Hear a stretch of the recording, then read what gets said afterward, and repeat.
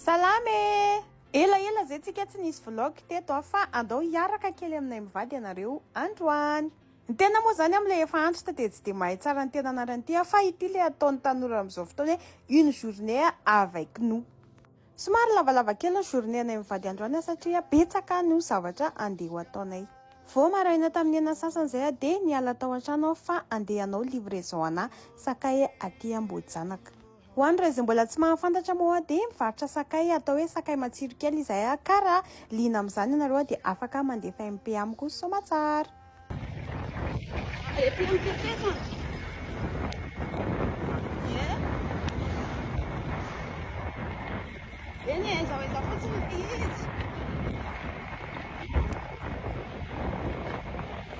Ohatrany ho any aty lazaina.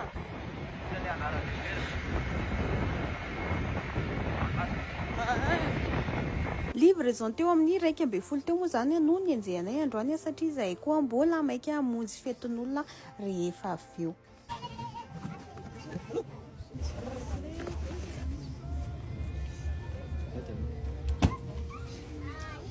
Merci. Vita ny livraison anay dia lasa indray zay nandeha tany 67 hamonjy olona aka sary amina article ho atao pub ao amin'ny page-nay menadao. Tsy azoko vidéo moa zany amin'ny préparation kely tamin'ny fakana laser fa aleo le sara no asehoko anareo eto reto no azoko tany. Mbola nanana fotoana kely moa zany zay satria amin'ny roa sasany ny fotoana ovonjeny dia lasa aloha zay nody kely tany an-trano vedrety sakafo atoandro.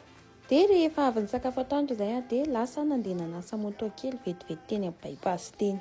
One day somebody keep your company. And if you're lucky, just one more fun and one money. But you be relationship, but that's enough for me. Whoa, I think I could get in my feeling.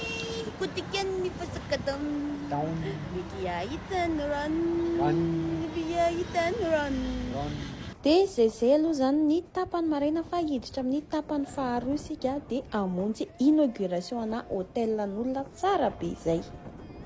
Ka dia tonga soa eto amin'ny Blue Serenity ianareo hotel restaurant vaovao be eto amin'ny Anosoa Ambohimanarina eto izy ity. Ka ho anareo mpifankatia zany dia afaka manao ny teny normal be ato amin'ity hotel vaovao be ity.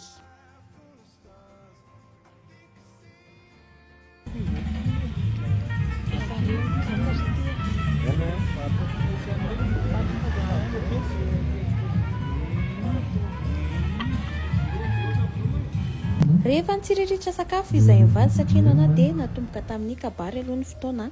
Vita ny kabary dia raikitra ny fanapahana ruban sy fitsidihana an'ilay toerana.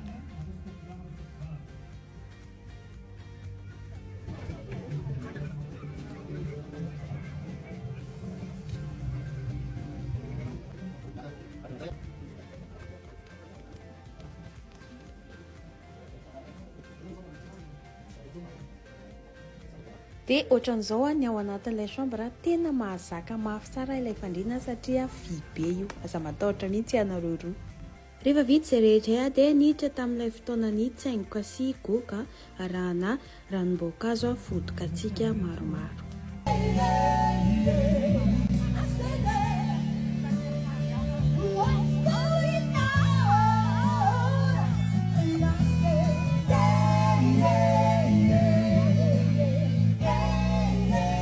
Dia zay ny tontolo andronay androany fa mirarisoanareo dia merci foana nanaraka. Lena ny oran'izay fa babay.